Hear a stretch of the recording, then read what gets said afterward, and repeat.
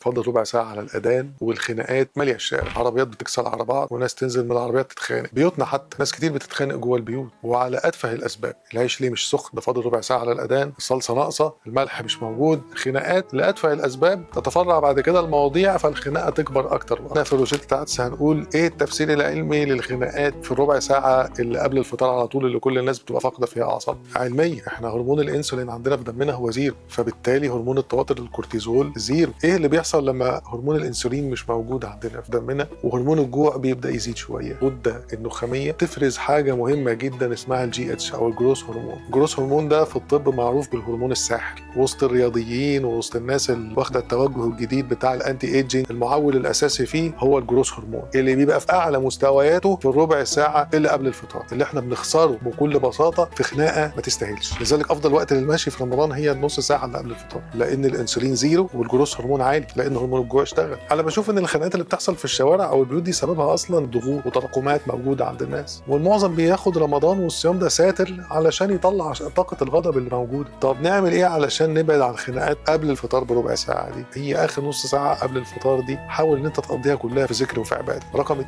ما تخشش في اي جدال مع اي حد، خصوصا التلت ساعه ولا النص ساعه اللي قبل الفطار. والبيوت بتتبني بالصبر وبالموده، فما فيش داعي ان انت تكسر خاطر حد. وحافظ على صيامك. كل سنه وانتم طيبين.